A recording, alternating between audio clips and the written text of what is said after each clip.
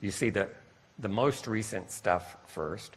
And as I was looking at the results of this hit, I noticed one paper that really changed an important way that I have viewed Protandim vis-a-vis cancer. And I discussed this with a number of you this morning, and this is a big topic, Protandim in cancer patients. And this paper looks at not Protandim, but curcumin, one of our ingredients. And curcumin in and of itself is a NRF2 activator. Protandim is greatly amplified. It works better than curcumin because we've got the synergy of the 5, but the mechanism is the same. Curcumin activates NRF2, Protandim activates NRF2 more strongly. And just look at the title of this paper, and I think this can speak to you.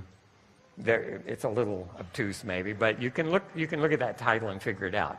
Curcumin, the golden spice from Indian saffron, the researcher here is Dr. Agarwal from India, and he has a particular affinity, I think, for Ayurvedic medicine, for traditional medicine from India. He's at Baylor Medical Center in Houston, Texas, well known in the field of NRF2 activators. So curcumin is a chemosensitizer and radiosensitizer for tumors. What does that mean?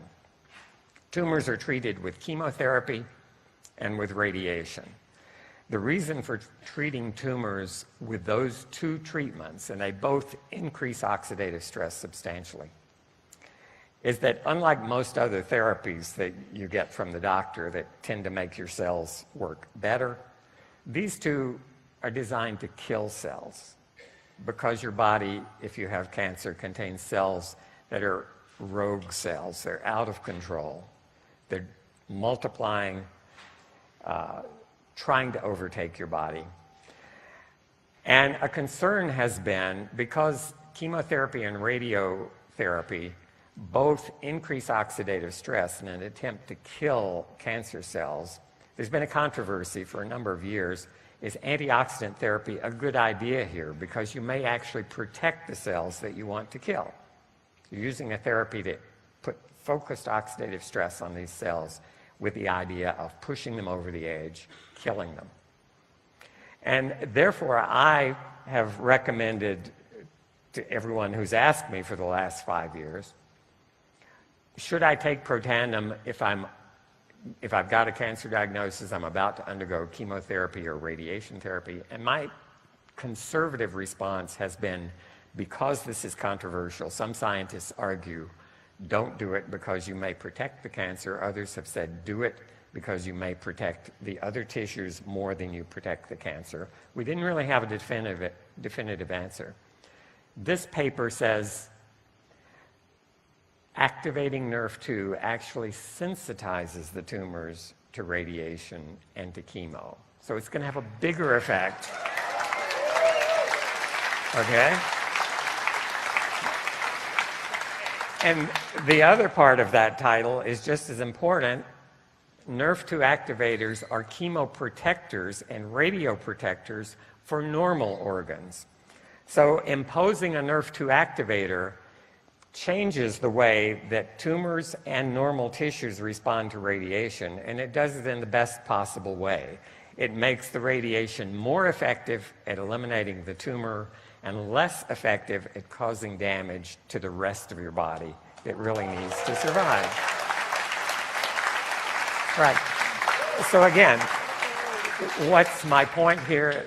This is a changing scenario. Every week, I do these searches myself. I look at the most recent new papers that have just hit the press, and this is the kind of thing I learn. And it changes the way I view Protandim. I said what I say today about it is very different from what I said 4 or 5 years ago, and this is precisely the reason. We're in the middle of a rapidly changing field, and we need to stay tuned to this company and to sites such as PubMed.gov to get the latest information.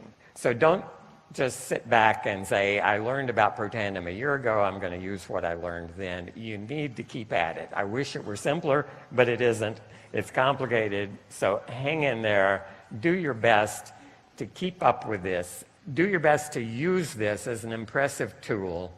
If you sit down with someone who's trying to decide, should I take this supplement or another supplement, a competing product perhaps, flip open your laptop, type in pubmed.gov and say, what's the other supplement you're concerned about or considering? Type it in. Now, some of them actually do have peer-reviewed published studies, not many. Not many products. Most products you type in, you get no hits at all. It's not there. And they may say, well, the company says on their website it does this, it does that. Okay, if it's true, they should submit it to a journal. They should get a peer-reviewed published paper. Then it will mean something.